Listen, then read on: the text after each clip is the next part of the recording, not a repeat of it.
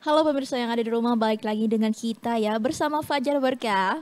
Pasti berkah. Pak Ustadz, lanjut nih pembahasan berikutnya nih ya Pak Ustadz. Aku mau nanya, boleh nggak sih kalau kita melakukan amalan karena alasan tertentu? Misalkan ada barang hilang nih, baru kita melakukan amalan tersebut Pak Ustadz. Atau mencari jodoh gitu, baru gitu. membaca amalan-amalan tertentu seperti itu Pak Ustadz. Ya, jadi para ulama itu mengajarkan ya, kalau misalkan kita punya hajat, Ya. itu bisa kita beramal dan kita khususkan untuk menjadi wasilah. Itu wasilah yang dibetulkan, wasilah yang dibenarkan dan diperbolehkan. Contohnya misalkan pengen rezekinya lancar, maka kemudian bersedekah. Pertama niatnya karena Allah, yang kedua agar sedekah ini menjadi wasilah mudahnya rezeki kita. Itu diperbolehkan. Contohnya kalau kita mau dapat jodoh, gitu juga kita misalkan sedekah gitu ya. Niat awalnya adalah karena Allah, yang kedua niatnya agar dipermudah jodohnya. Saya kasih contoh. Dulu pernah dikisahkan ada seorang ulama yang punya anak gadis. Kemudian menikah dengan seorang lelaki. Ternyata setelah menikah lelaki ini ternyata lelaki yang tidak bertanggung jawab. Kemudian kerjanya barang maksiat. Kemudian suka mukul istri gitu ya. Kerja minum khamar. Kemudian bahkan berzina dengan wanita lain gitu ya. Tapi wanita istrinya ini karena seorang anak dari seorang ulama. Maka dia bersabar dan dia tidak mau ceritakan tentang keburukan dari suaminya, dia tahan-tahan gitu ya. Sampai akhirnya terbongkar dan ketahuan sama bapaknya. Dan bapaknya adalah seorang ulama dan kita ketahui bahwa ulama juga dia tidak mau langsung memutuskan begitu saja. Tentu dia akan minta pertolongan kepada Allah. Maka kemudian bapaknya minta nasihat kepada ulama yang lain dan kemudian ulama yang lain itu menasihatkan satu hal. Dia bilang seperti ini, kamu mesti sudah tahu katanya apa yang akan saya sampaikan. Pergi umroh dengan niat agar Allah Subhanahu wa taala permudah segala urusan anakmu. Yaitu apa? Urusan rumah tangganya. Maka kemudian ya saya sudah tahu dan saya memang berniat seperti itu dan saya ingin menguatkan kembali ketika bertemu dengan kamu, dengan sahabatnya yang lain tuh ya.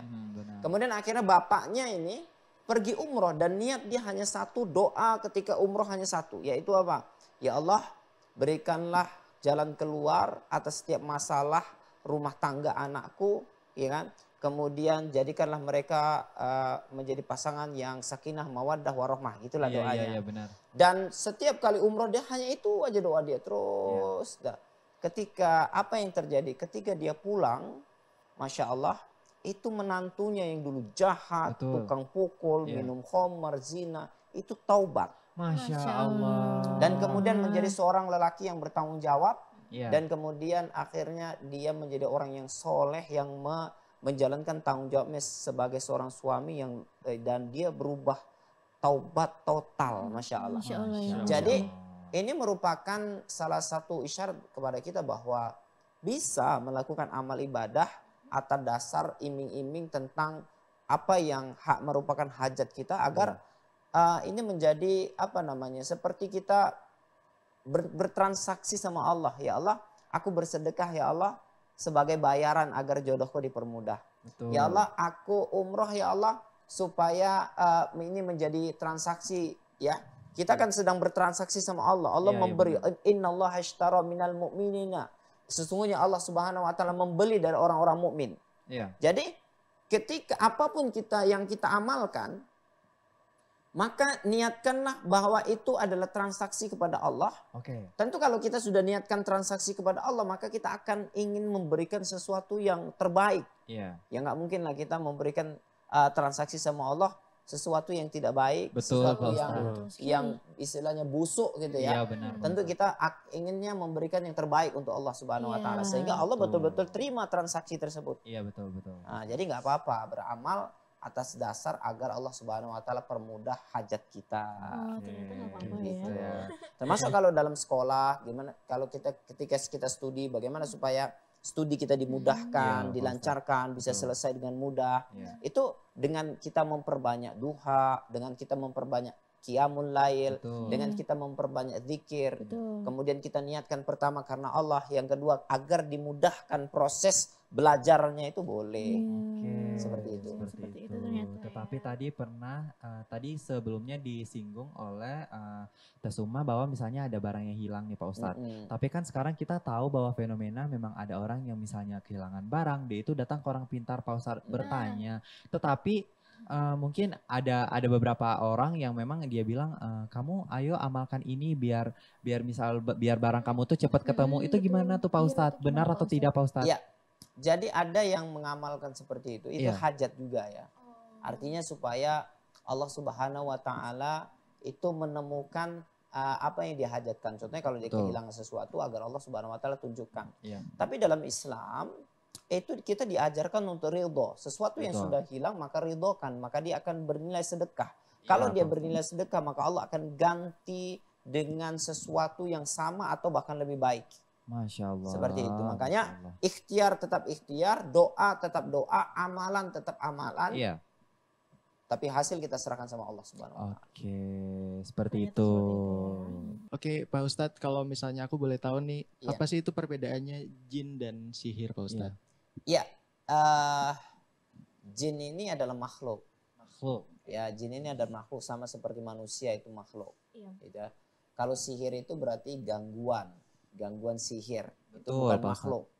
Jadi sihir itu adalah bukhul atau ikatan-ikatan yang dibuat oleh orang pintar, ya ikatan-ikatan perjanjian dengan bangsa jin, sehingga kemudian bangsa jin ini terikat dengan perjanjian sehingga dia mengganggu manusia. Betul. Jadi itu berbeda ya, antara jin dengan sihir itu berbeda. Sihir itu adalah sebuah amalannya, perbuatan musyriknya. Adapun jin adalah makhluk yang biasanya dipakai jasanya untuk melakukan sihir seperti itu. Oke, seperti itu nih Teh Sukma. Tapi aku duluan dia mau Ya nanya. udah, silahkan. Ini aku nih tadi Pak, tadi kan Pak Ustadz ada singgung masalah sihir nih Pak Ustadz ya. Sebenarnya sih jenis-jenis sihir itu ada apa aja sih Pak Ustadz? Sihir itu banyak jenisnya. Ada, dan ini ada perbedaan pendapat para ulama ya. Iya. Kalau Syekh Wahid Abdus Salam Bali dalam kitabnya Wiqayatul Insan Minal Jin wa Syaitan itu menuliskan sihir itu ada beberapa. Yang pertama ada sihir perpisahan, ada sihir perceraian ya. Oke. Sihir perceraian adalah sihir yang dibuat oleh tukang sihir agar suami istri itu bercerai. Waduh.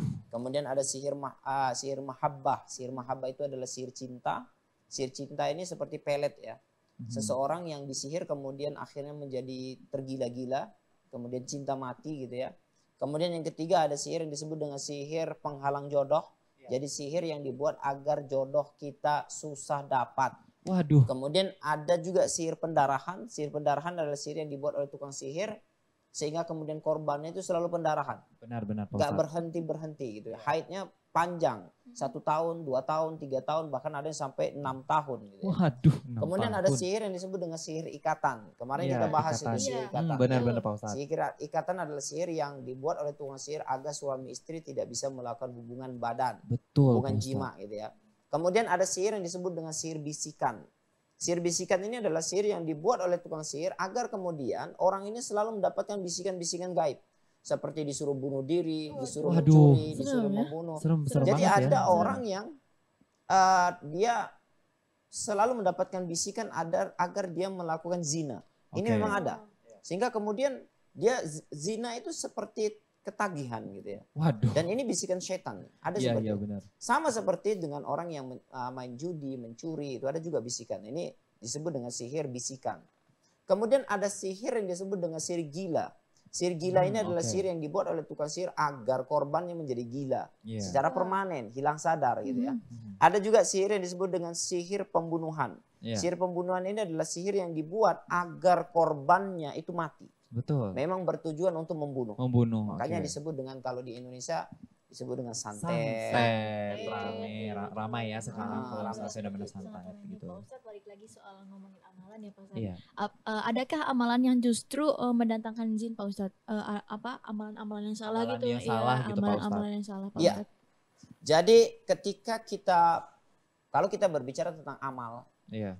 ibadah itu akan diterima syaratnya 2. Yang pertama, ikhlas lillahi Ikhlas, ta'ala. Iya. Ikhlas karena Allah.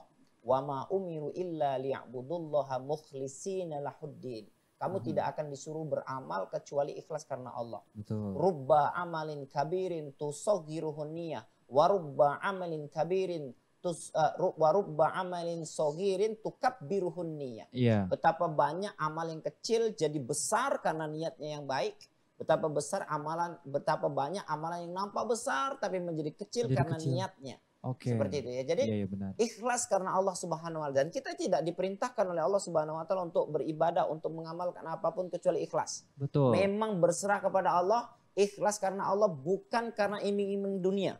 Makanya tadi ketika ditanya boleh nggak beramal untuk mendapatkan sesuatu yang kita hajatkan? Boleh, syaratnya di pertama harus niatnya karena Allah dulu. Oke. Baru kemudian karena amalan tersebut, gitu Iya. ya. Apa yang kita hajatkan. Kemudian berikutnya yang kedua, amalan itu diperbolehkan karena ittiba'us sunnah. Ada contoh daripada Rasulullah SAW. Oke. Ya, oke. Kalau kita berzikir, zikir itu adalah ibadah. Iya. Gak boleh dibuat-buat. Harus ada teksnya dari Rasulullah SAW, zikir yang dibenarkan. Iya. Atau menggunakan bahasa-bahasa yang dimengerti, difahami. Contoh Oke. ketika saya berdoakan, ya Allah ya Rabb, kami mohon perlindungan kepadamu ya Allah dari kejahatan setan yang menghalang-halangi kami untuk bertaubat kepadamu ya Allah. Oke. Ini kan doa dengan bahasa saya sendiri, tapi semua orang faham artinya apa. Oke, Pak Ustadz. Nah, yang tidak diperbolehkan itu adalah doa-doa yang tidak dicontohkan oleh Rasulullah SAW, dan kita tidak faham juga secara bahasa apa maksud dan makna doa tersebut. Betul. Pak Tapi diwajibkan diamalkan di waktu-waktu tertentu dengan jumlah-jumlah tertentu dengan niat-niat tertentu. Misalkan niatnya supaya sakti, niatnya supaya nggak bisa ditembus peluru gitu. Iya, Aduh. Pak Ustadz. Maka ini adalah perbuatan musyrik yang tidak diperbolehkan dan justru mereka akan mendatangkan setan. Oke, Gitu ya. seperti Makanya itu. ketika kita mau melakukan ibadah, wajib adanya tuntunan dari Rasulullah, Iya. kemudian ikhlas. Kalau Oke. kita mengerjakan satu ibadah, tidak ada contoh dari Rasulullah, Iya. terus kita ikut contoh siapa?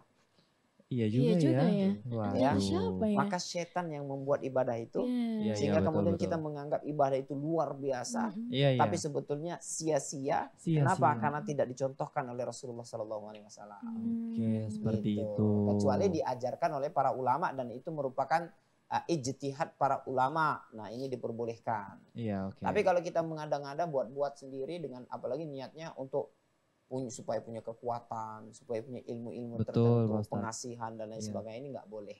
Oke, Seperti seperti itu itu ya. Iya seperti itu. Bukan datangkan malaikat, bukan datangkan rahmat Allah, tapi datangkan syaitan. Waduh, jadi hati-hati nih. Betul, betul, betul. Astagfirullahaladzim. Oke Pak Ustadz, aku mau nanya lagi nih, bagaimana sih caranya kita ngebedain amalan soleh dan amalan yang ternyata itu tuh sihir gitu Pak Ustadz? Iya, Pak Ustadz. Yang pertama, amal soleh itu dia akan mendatangkan berkah.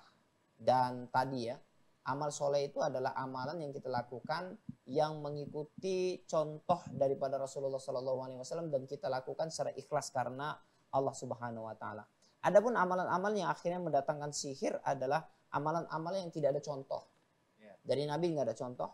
Kemudian kita amalkan itu bukan karena Allah, tapi kita beramal supaya untuk mendapatkan kekuatan tertentu. Contohnya ada orang yang pengen supaya dia kuat misalkan. Betul, Pak Ustadz. Maka kemudian dia amalkan amalan-amalan tertentu sehingga dia terlihat kuat, ya. Ada orang yang mengamalkan amalan-amalan tertentu sehingga kemudian dia tidak mempan terkena senjata tajam, pisau atau pedang atau peluru gitu ya. Maka niatnya kan sudah berbeda nih, bukan niat karena Allah tapi niatnya untuk mendapatkan kekuatan yang luar biasa. Ya sebetulnya itu hanyalah tipuan setan. Waduh. Kalau misalkan dia nggak mempan di misalkan kebal misalkan Iya, betul, Pak dengan senjata gitu ya. Maka kebalnya dengan senjata itu hanyalah jika dilakukan dia dan orang-orang dia. Kalau misalkan yang buat adalah orang-orang yang bertauhid yang nggak percaya dengan ilmu-ilmu seperti itu, maka itu akan berdarah. Tembus ya Pak Ustadz ya. Tembus. Betul. Seperti Seperti itu ternyata jadi nih. seperti itu ya. Iya. Perbincangan kita kali ini sangat Seru seru ya, banget sangat ini. seru. Nah, masih ada Betul. lagi nih yang harus kita bahas. Iya. Jadi jangan kemana-mana, tetap di Fajar Berkah, pasti berkah.